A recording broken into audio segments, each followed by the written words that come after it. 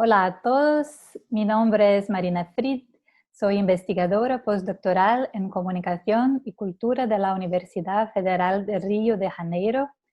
Conmigo está mi colega William Corbo, profesor de Antropología Cultural, también en la Universidad Federal de Río. Nosotros participamos del Laboratorio de Antropología del Consumo, un grupo de investigación dirigido por los profesores Everardo Rocha y Bruno Alcaj, del Departamento de Comunicación Social de la Pontificia Universidad Católica de Río de Janeiro. Hoy tenemos el privilegio de conversar con la profesora Jacqueline du Saillant-Christie sobre su trabajo y trayectoria profesional.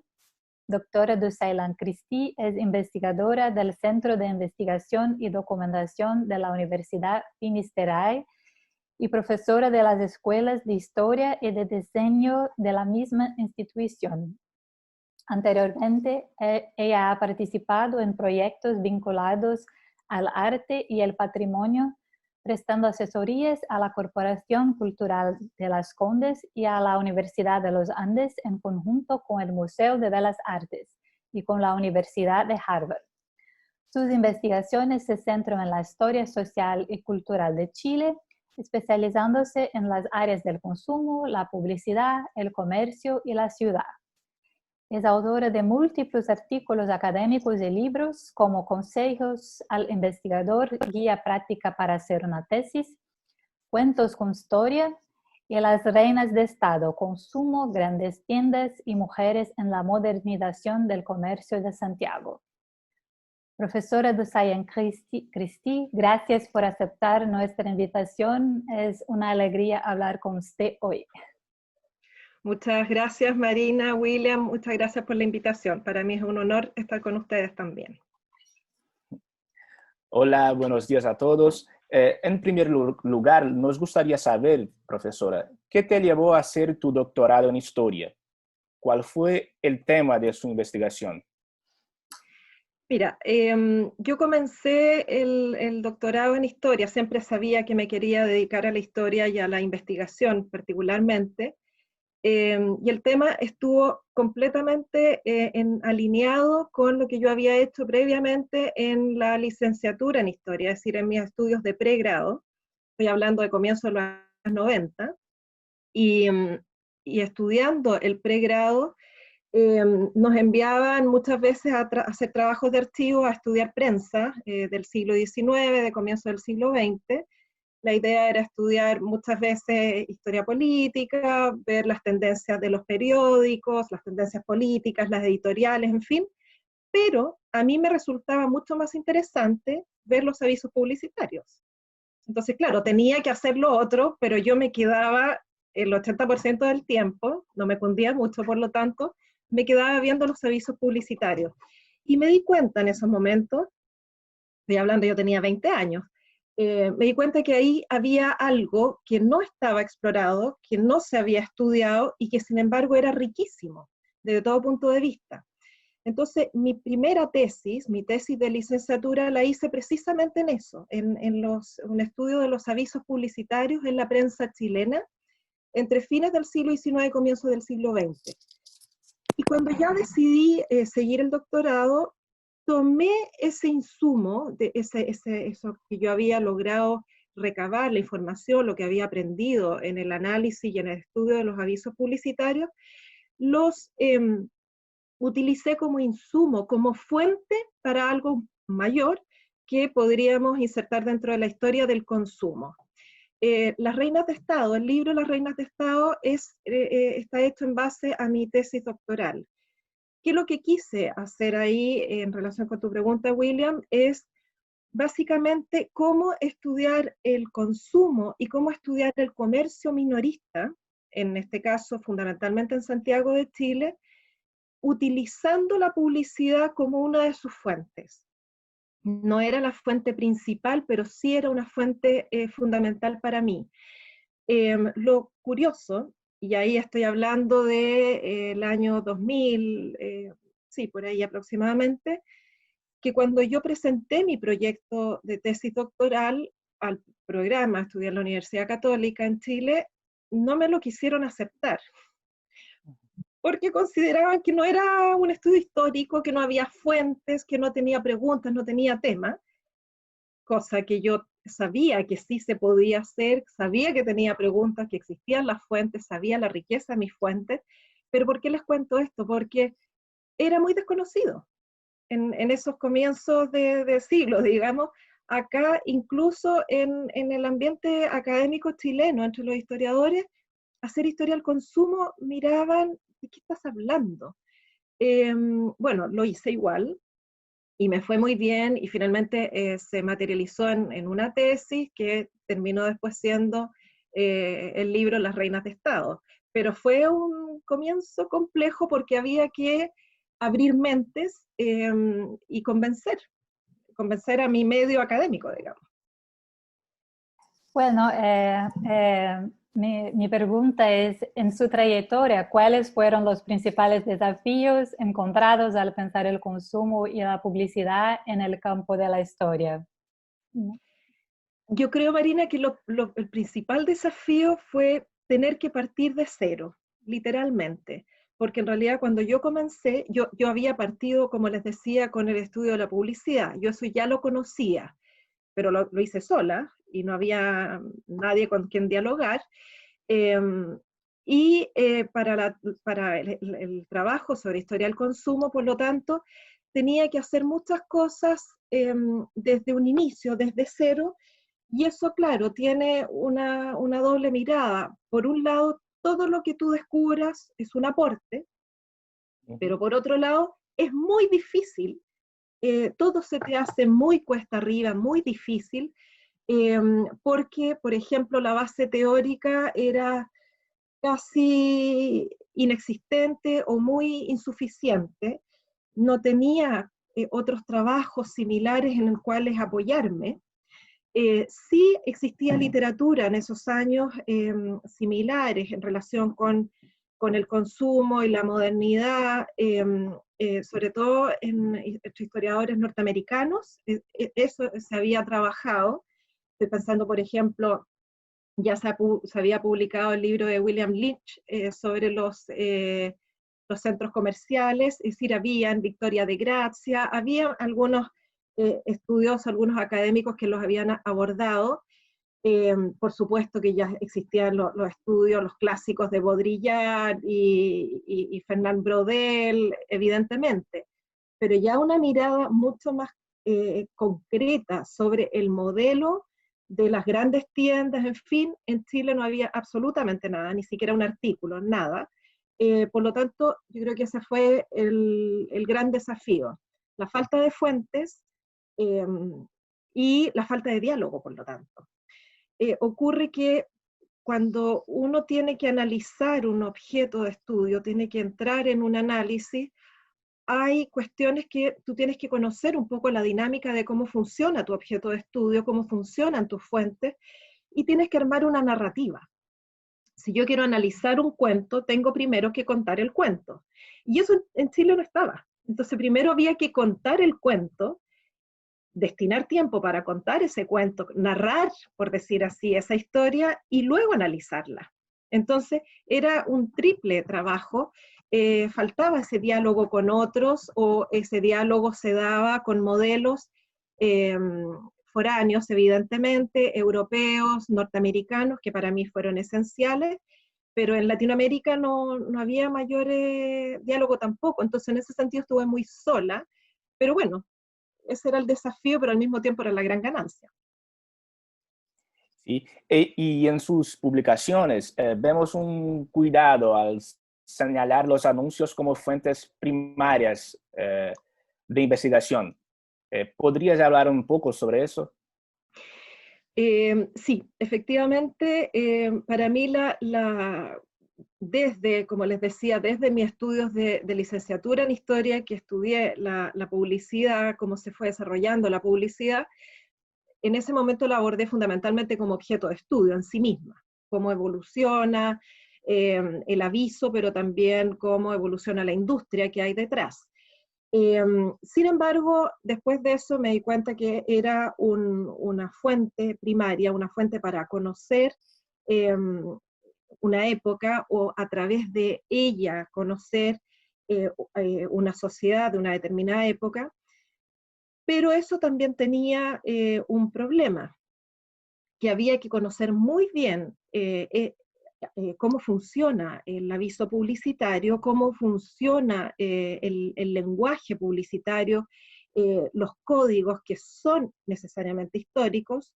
Un aviso de un momento no es lo mismo que un aviso de 50 años después, son objetos históricos, pero al mismo tiempo detrás de ello hay una industria, y no puedes utilizarla como fuente si no conoces el grado de desarrollo de esa industria.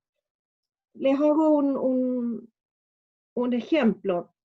Si uno usa epistolarios, por ejemplo, como fuente histórica, es decir, cartas, si tú no conoces las convenciones epistolares, es decir, cómo funcionan las cartas, te puedes equivocar mucho en la interpretación.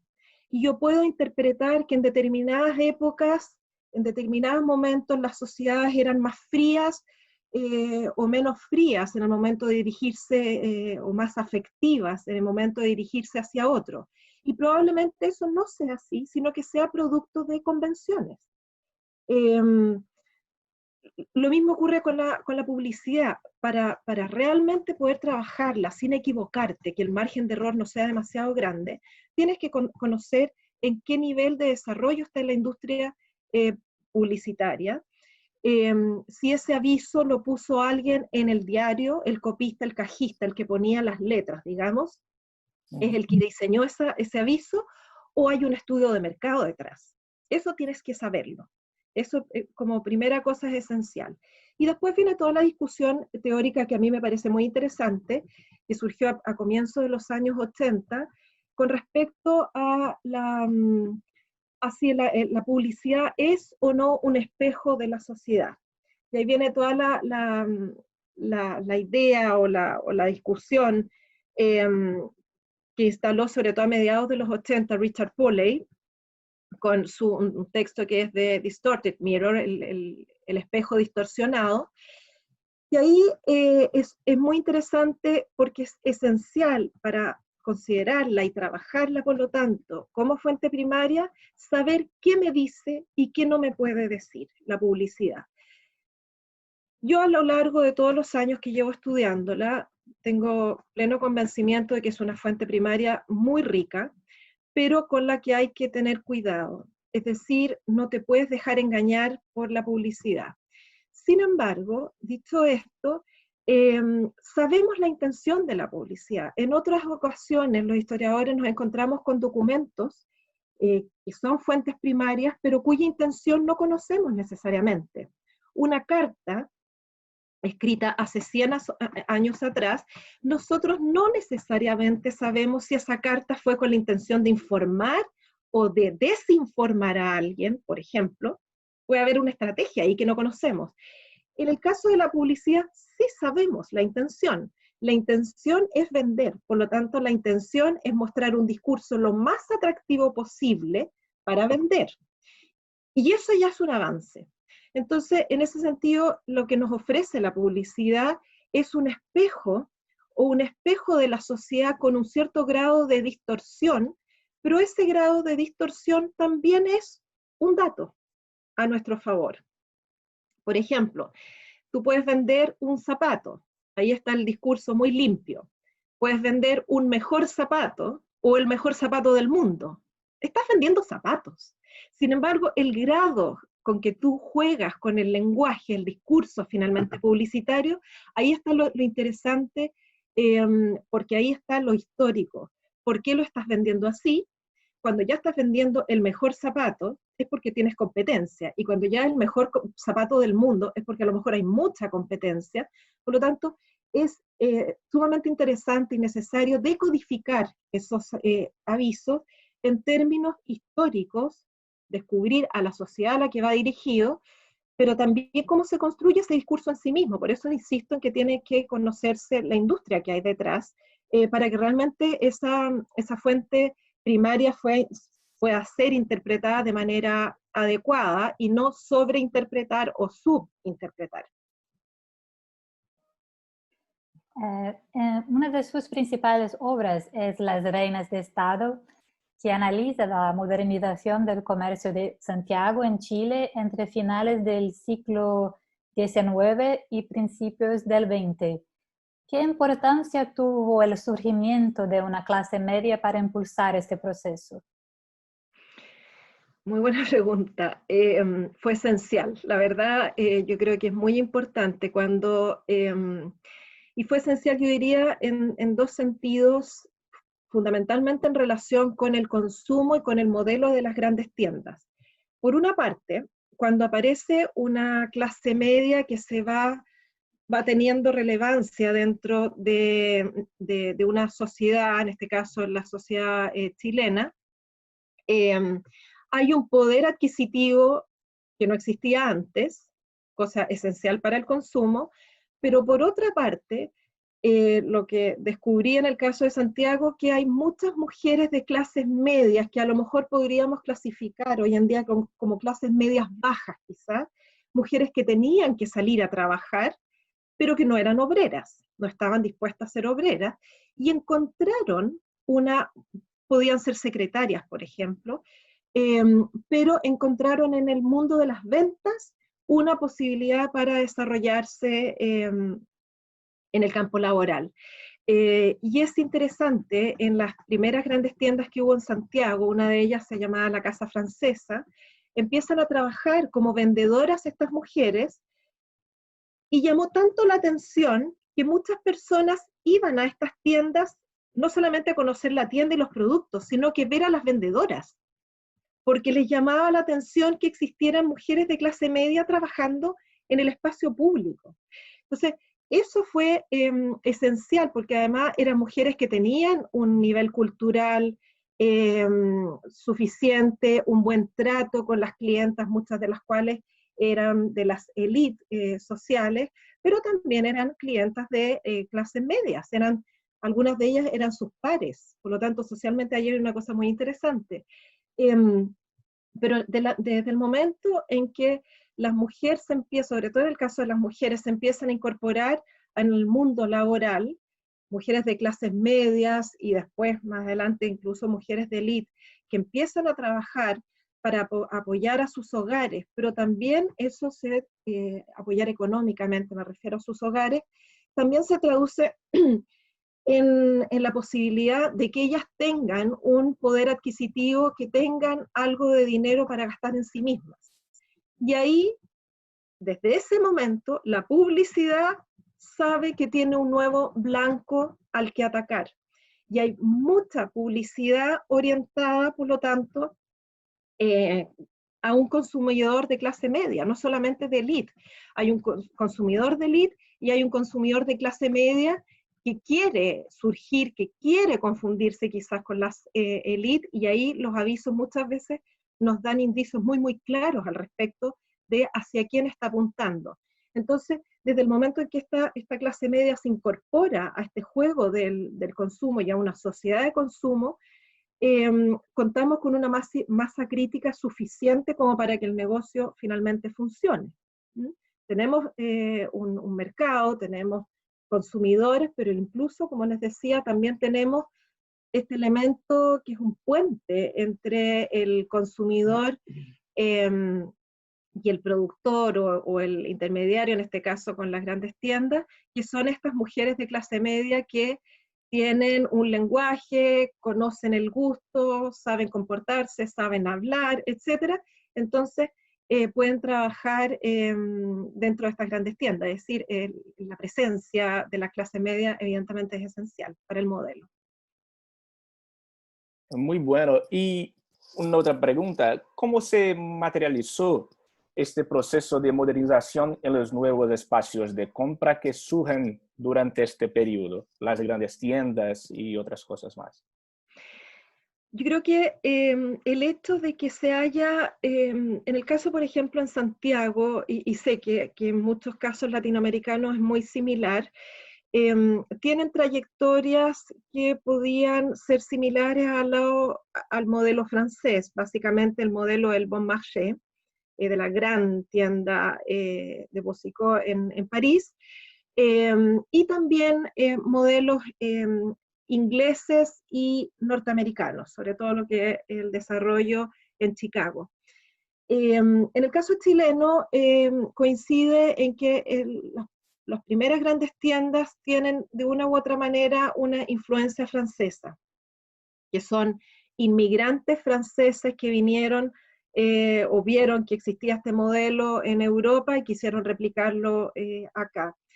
El hecho de que se materializara en una arquitectura particular es muy importante.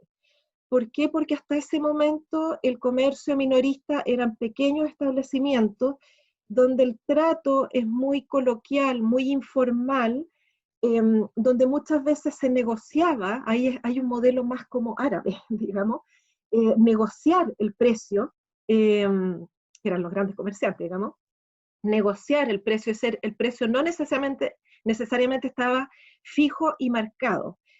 Estas grandes tiendas, una de las cosas elementales que hacen es que alberga un nuevo modelo en una nueva arquitectura que está pensada no solamente para contener productos para vender, que es la típica tienda pequeña, digamos, sino que acá el cómo se exhibe el producto es esencial y cómo se recibe al consumidor es esencial. Entonces la arquitectura, en este sentido, la materialización de este modelo en un espacio arquitectónico es de primera importancia. Estos espacios arquitectónicos, en el caso de Santiago, claro, eran a lo mejor el espacio un poquito mayor que una tienda, pero muchas tiendas que son muy grandes. Sin embargo, en algún momento se empezaron a construir espacios específicos, espacios arquitectónicos específicamente con el fin de albergar una gran tienda, y eran estos espacios de planta libre. Y ahí estamos hablando de modernidad total. Estamos hablando de una arquitectura de perfiles de fierro a la vista, tipo Torre Eiffel, a fines del siglo XIX, que tenía la particularidad que podía tener un espacio amplio, abierto, y que podía organizar la tienda en departamentos, en departamentos de blancos, textiles, alfombras, menaje, etc.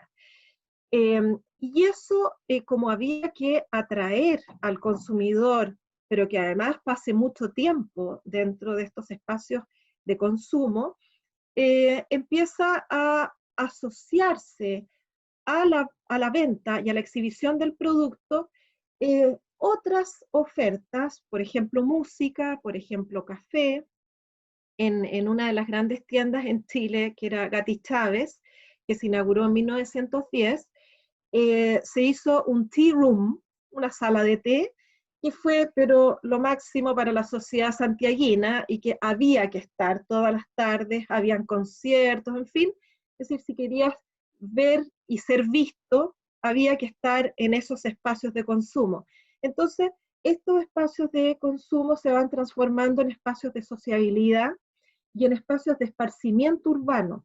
Son las nuevas plazas, que no se interrumpe la sociabilidad en la plaza como espacio público, eso se va a mantener, pero empieza a verse muy claramente, ya estoy hablando de fines del siglo XIX y ya con mucha más claridad comienzo del siglo XX, la historia o el consumo, la cultura de consumo albergada en un espacio arquitectónico. Yo revisé muchas fotografías de época y es bien interesante ver cómo en las esquinas donde estaban las grandes tiendas en Santiago de Chile, en algunas fotografías se empieza a ver muchas mujeres, que antes no tenían mucha razón para estar ahí. Entonces eso demuestra que son polos de atracción muy importantes y por lo tanto generan una manera distinta de usar la ciudad, de utilizar las calles, de recorrer las calles. Las vidrieras, con respecto a la pregunta de William, la materialización no es solamente una arquitectura que alberga, sino que también una arquitectura que exhibe, se abre hacia la ciudad. Y empiezan a aparecer estas grandes vidrieras, vitrinas. En el comercio tradicional, postcolonial, las pequeñas tiendas exhibían sus productos en la ventana. Pero ahora se hacen ventanales precisamente para exhibir productos. Eso, si uno lo mezcla con la electricidad, ya en Chile empieza en Santiago en 1880 a ser en el centro de la ciudad. Entonces, esas grandes tiendas con grandes vidrieras electrificadas y con muchos productos empieza a ser un símbolo de modernidad, de modernización y finalmente de esparcimiento urbano en torno al consumo. Por lo tanto, el espacio es fundamental para entender el fenómeno. En la literatura sobre la historia cultural del consumo en Francia, Inglaterra, otros países europeos y el propio Brasil, estos cambios en el comercio coinciden con cambios en la sociabilidad de las mujeres. ¿Puedes hablar un poco más sobre cómo esto aparece en su investigación sobre Santiago? Sí, efectivamente aquí hay un cambio, es justo el periodo de fines del siglo XIX y comienzo del siglo XX, que empezamos a ver el tránsito de la mujer, esa mujer idealizada de clase alta y clase media, idealizada en torno al concepto de el ángel del hogar, que era una mujer básicamente dedicada a su hogar y a sus hijos, era esposa, madre y dueña de casa. Y en la medida en que empieza a avanzar, a transitar de un siglo a otro, empezamos a ver que las mujeres se incorporan a los estudios universitarios. Por ejemplo, en Chile hay una ley de 1870 que permite que las mujeres entren en la universidad. Por supuesto que eso fue muy gradual, pero ya empezamos a tener a fines del siglo XIX, ya comienzo del siglo XX, mujeres médicos, poco a poco van a aparecer mujeres abogados, enfermeras, farmacéuticas, en fin. Entonces tenemos mujeres profesionales. Fundamentalmente se trata de mujeres de clase media.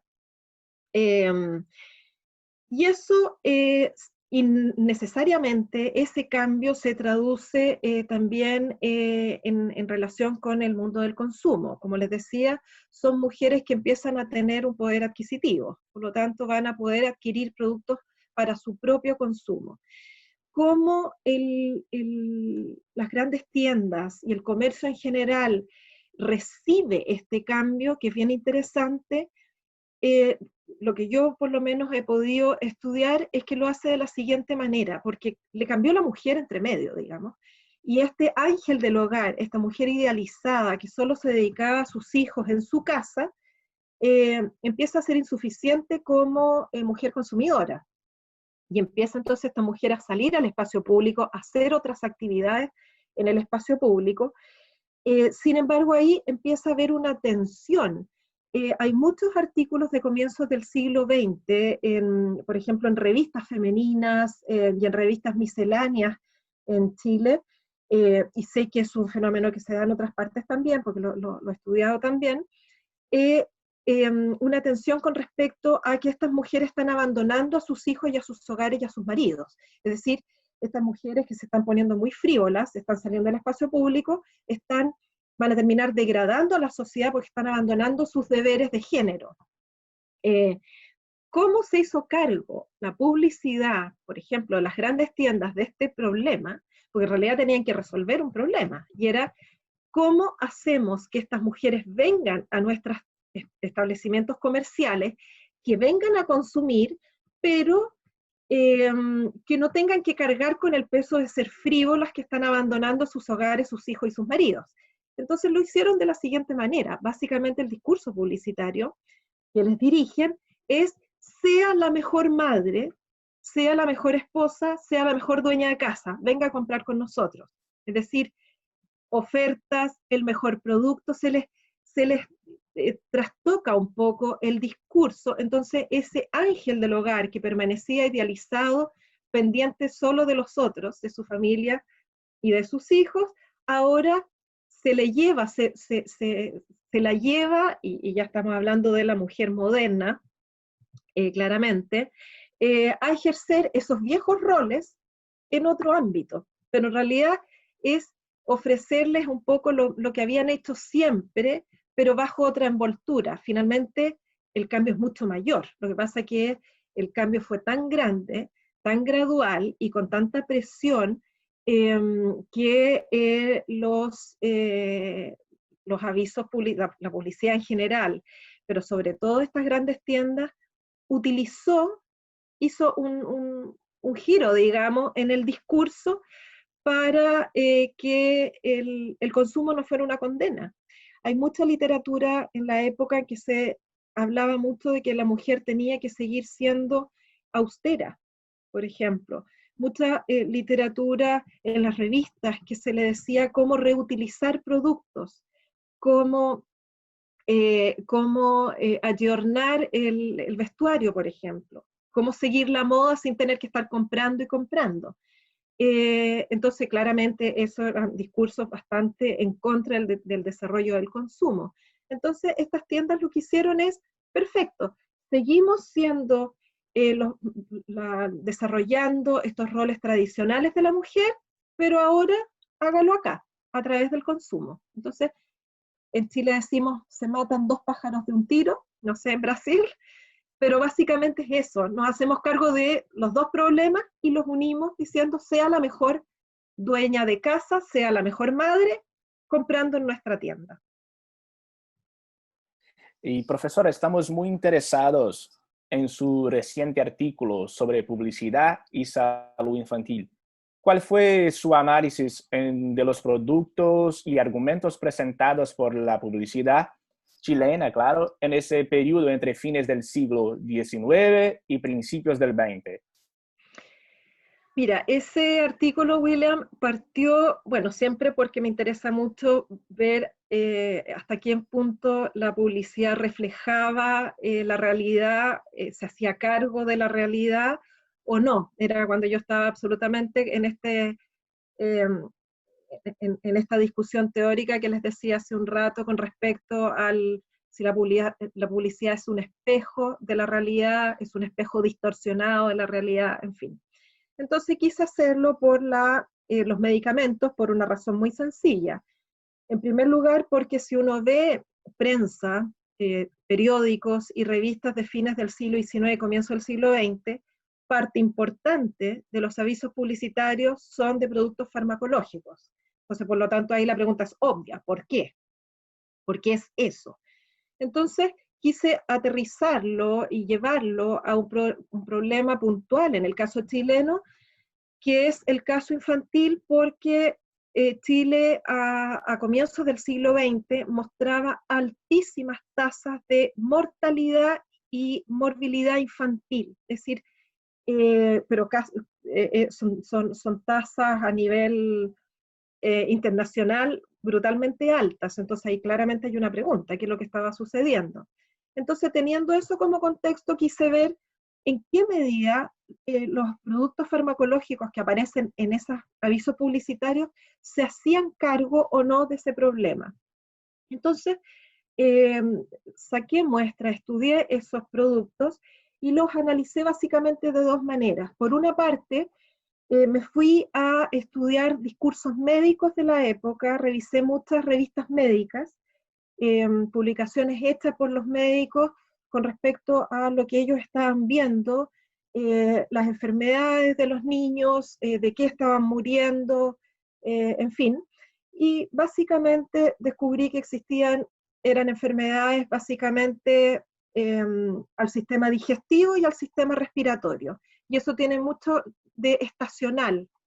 Son enfermedades que atacan algunas más en el verano, con la descomposición del alimento al subir las temperaturas, por ejemplo, y otras más en el invierno por las bajas temperaturas, en fin.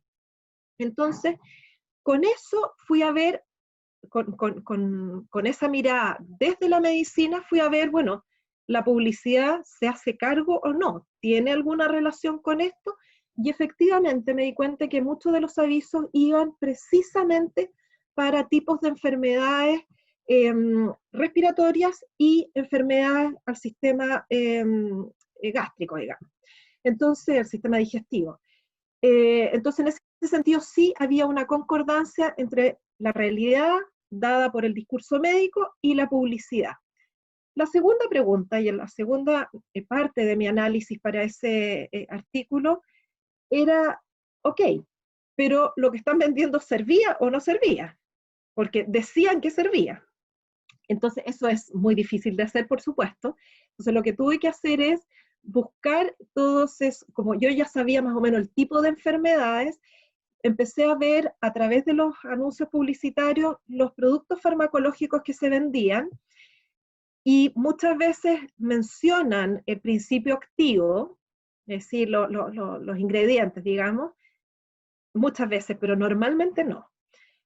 Normalmente por el nombre o la marca yo podía suponer de qué se trataba. Entonces ahí hice un estudio sobre una serie de fuentes farmacológicas, de compuestos de productos farmacológicos de fines del siglo XIX y comienzo del siglo XX, para ver cómo se atacaban ciertas enfermedades. Y ahí tuve algunos componentes y pude ir a ver si esos componentes estaban o no presentes en esos avisos publicitarios. Bueno, y ahí finalmente la conclusión es que hay productos, están justo en la transición, la transición entre los medicamentos que eran medicamentos secretos. Se hablaba de medicamentos secretos, que básicamente era el medicamento prioritario cuando en una etapa precientífica, digamos, que era el producto medio charlatanesco, es decir, ese cúralo todo, que servía para el cáncer y para las llagas y para el pelo y para todo. Entonces, estamos en la transición, el grueso de los medicamentos era eso, pero posguerra, Primera Guerra Mundial, que ahí hay un salto importante en el desarrollo de la medicina y de la farmacología, empieza a aparecer el específico, del secreto al específico, y al específico ya podemos empezar a hablar de medicamentos con algunos principios científicos más claros, y donde el principio activo efectivamente tenga alguna vinculación con los síntomas de esas enfermedades. Pero eso fue un poco el objetivo de ese estudio, era seguir analizando la publicidad, pero llevándola a prueba, poniendo a prueba el aviso publicitario como fuente, llevándola a un campo súper específico, súper concreto, que era la farmacología y la enfermedad infantil. Finalmente, dos preguntas en una. ¿Cómo ve el escenario actual de los estudios de historia cultural del consumo? ¿Identifica posibilidades de diálogo entre diferentes contextos? A ver, si uno ve la historia del consumo, se ha demorado mucho, a mi juicio, en desarrollarse.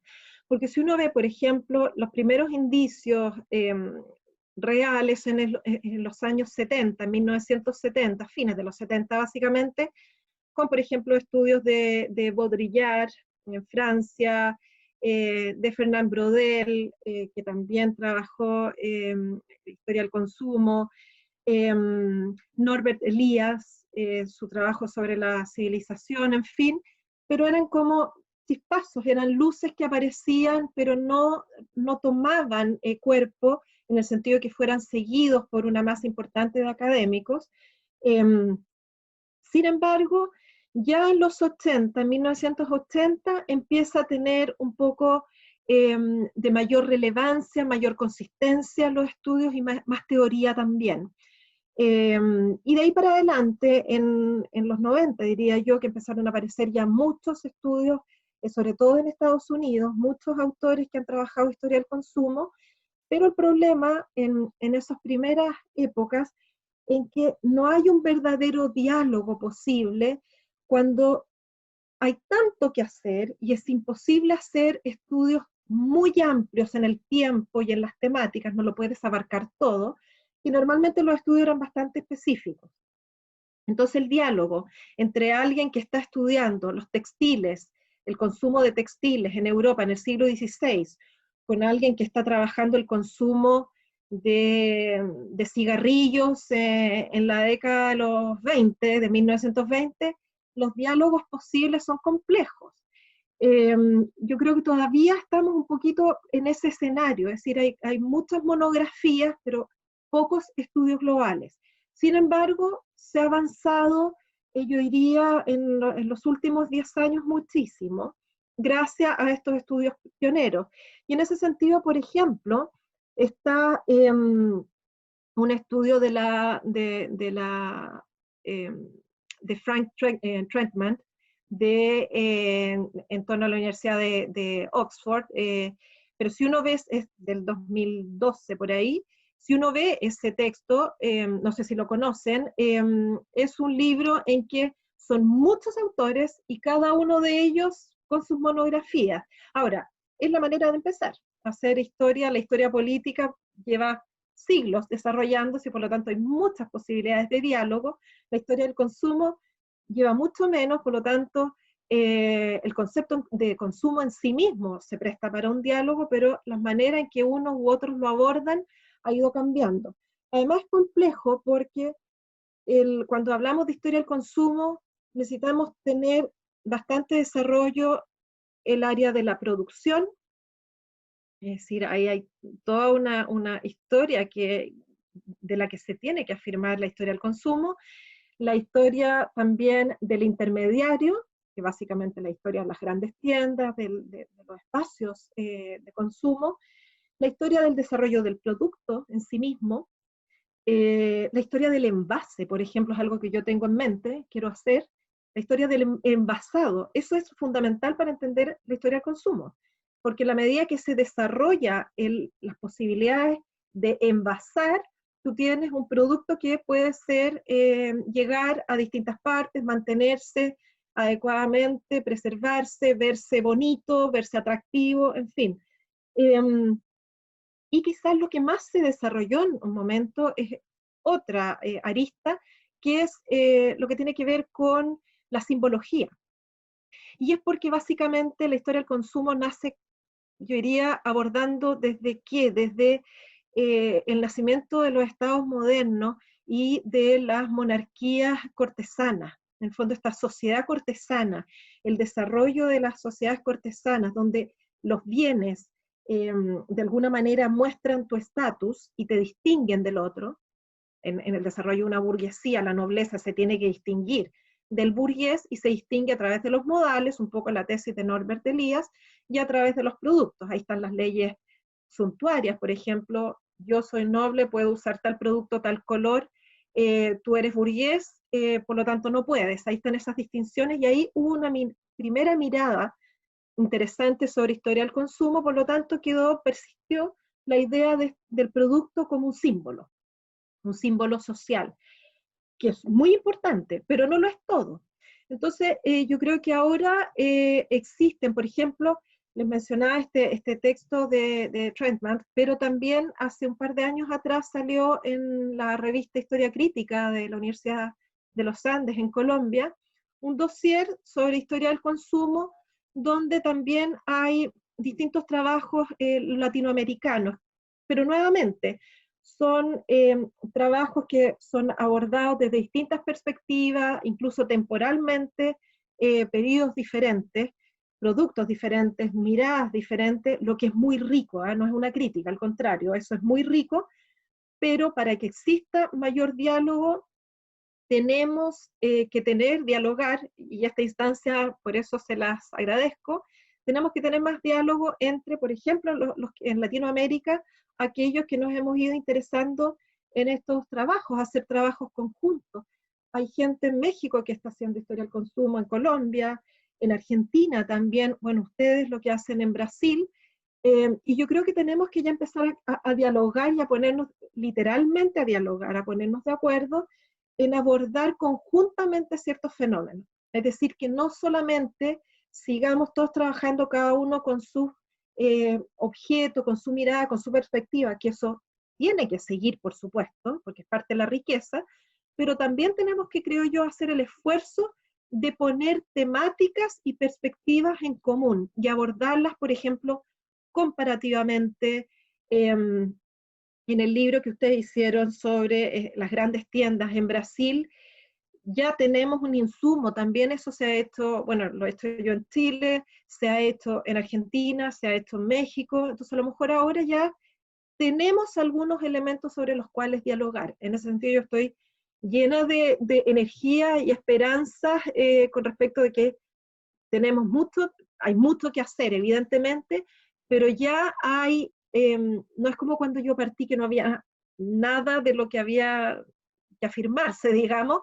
Ahora sí hay muchos elementos, hay muchos autores, somos muchos ya los que hemos trabajado, los que hemos recorrido algún camino, por lo tanto, creo que se pueden hacer muchos proyectos conjuntos. En ese sentido, soy muy, muy optimista.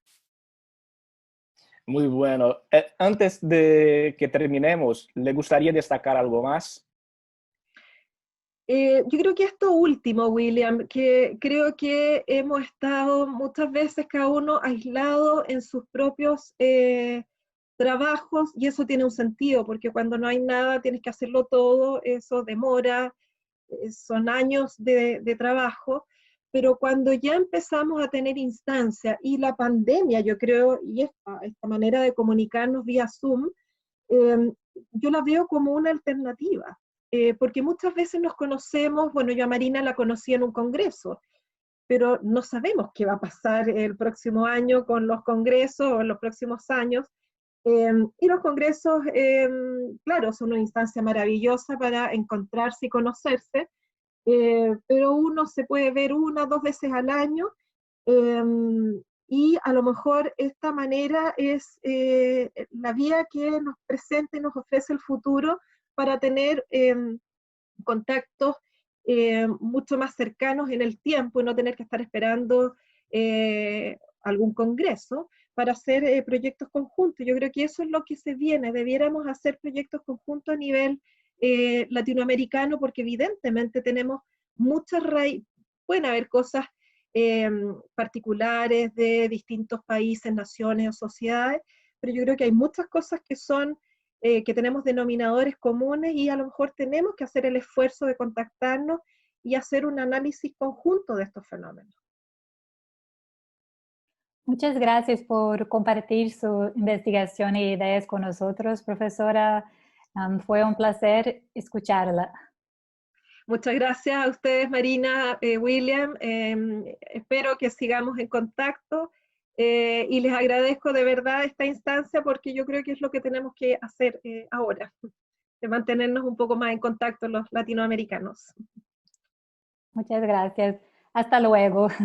Hasta luego, que estén muy bien. Muchas gracias. Hasta luego también. Chao, gusto conocerte, William. Chao. Chao.